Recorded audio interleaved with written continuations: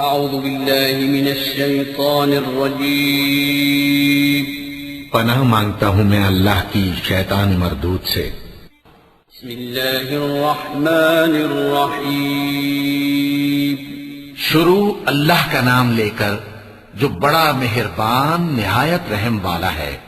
لا اقسم بهذا البلد وانت حل بهذا البلد ووالد وما ولد لقد خلقنا الإنسان في كبد أيحسب أن لن يقدر عليه أحد يقول أهلكت مالا لبدا أيحسب أن لم يره أحد ألم نجعل له عينين ولسانا وشفتين وهديناه النجدين۔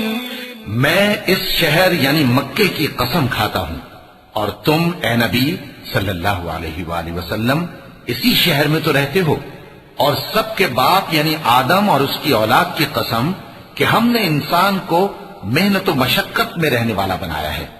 کیا یہ خیال کرتا ہے کہ اس پر کوئی قابو نہ پائے گا؟ کہتا ہے کہ میں نے بہت سا مال برباد کر دیا۔ کیا اسے یہ گمان ہے کہ اس کو کسی نے دیکھا نہیں؟ بھلا ہم نے اس کو 2 آنکھیں نہیں دی اور زبان اور 2 ہونٹ نہیں دیے؟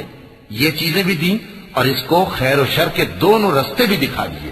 فلاقتحم العقبة وما أدراك ما العقبة فك رقبة أو إطعام في يوم ذي مسغبة يتيما ذا مقربة أو مسكينا ذا متربة ثم كان من الذين آمنوا وتواصوا بالصبر وتواصوا بالمرحمة أولئك أصحاب الميمنة والذين كفروا بآياتنا هم أصحاب المشأمة عليهم نار مؤصدة۔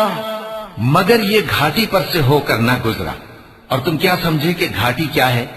کسی کی گردن کا چھڑانا یا بھوک کے دن میں کھانا کھلانا، کسی رشتہ دار یتیم کو یا مٹی میں پڑے کسی نادار کو۔ پھر ان لوگوں میں بھی شامل ہوا جو ایمان لائے اور جو صبر کی نصیحت اور ایک دوسرے کو مہربانی کی تلقین کرتے رہے۔ یہی لوگ اچھے نصیب والے ہیں، اور جنہوں نے ہماری آیتوں کو نہ مانا وہی برے نصیب والے ہیں۔ یہ لوگ آگ میں بند کر دیے جائیں گے۔